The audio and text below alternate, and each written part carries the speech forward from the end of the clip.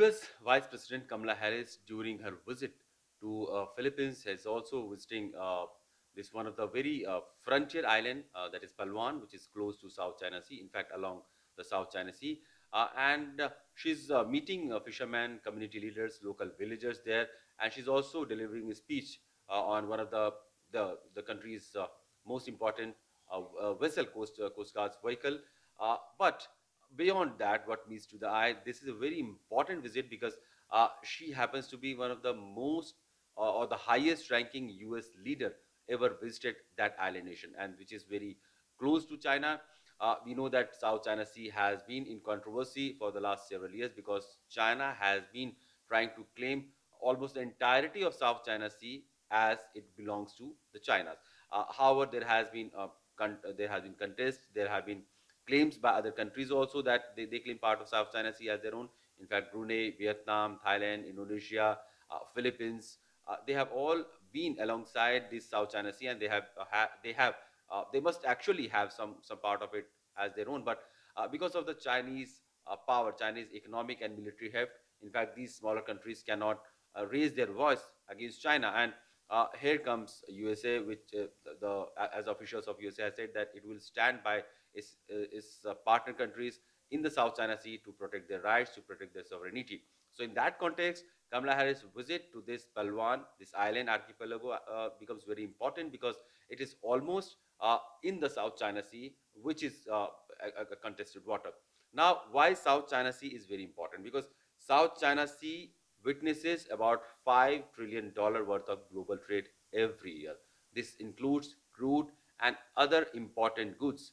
Imports and export by all Europe and Asia happens through this route, and the country which will dominate these sea routes will actually dominate the global trade. And this is where USA has its concern, because though it does not have any maritime right over this region of the world, or this oceanic region, but US government has always maintained that right to have a navigation and right to have overflight in South China Sea is in the interest of USA. And this is why USA is trying to have a very cordial and very strong defense and strategic ties with the countries who fall along the coastline of South China Sea.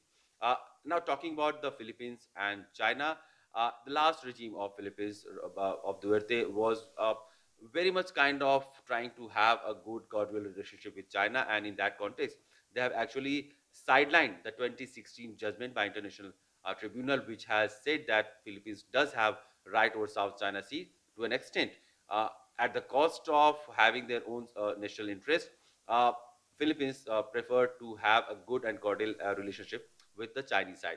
However, with the change in regime after several years, 6 years, now the current president, Marcos Jr., has tried to balance the relationship between China and USA, because he sees the US strategic and defense partnership, which has 7 decades of history. 8 decades of history is a very strong and imminent need for the Philippines. But at the same time, since they fall just alongside the South China Sea, and they're close neighbor to Chinese in terms of maritime boundaries, so they also have to maintain a very good and amicable relationship with China.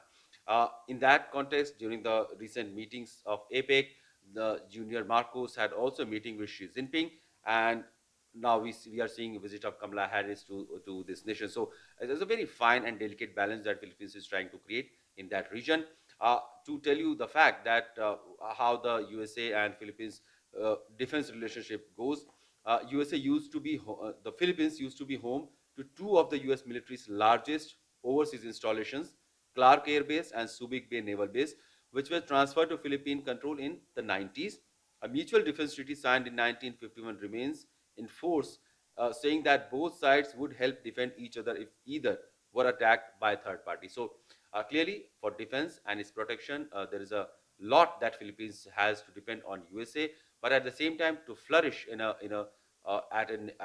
alongside a neighborhood which has more power, more heft in terms of economy, strategy, and military and naval capacity, it also has to keep a balancing relationship with that country. In that context, this becomes really important.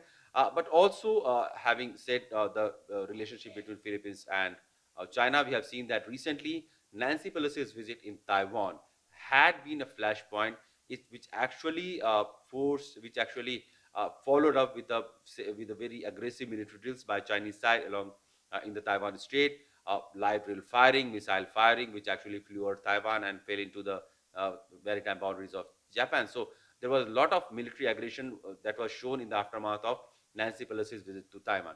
Now, when Kamala Harris has visited Philippines, she has visited a frontier island. She has visited a place which is kind of contested by Chinese side because it falls in the South China Sea.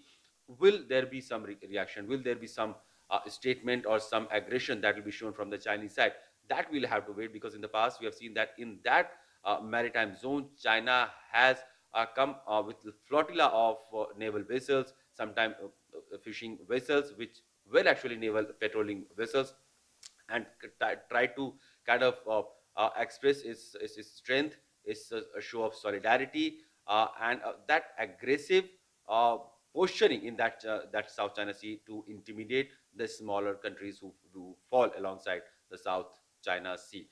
So in that context, this visit of Kamala Harris is in a way also tries to challenge China there, and also tries to contain Chinese aggression, at the same time trying to assure smaller countries and ally of USA in that region that USA will try to remain by their side. USA will try to extend all the help it can to provide them security, as long as their sovereignty and territorial integrity is under threat.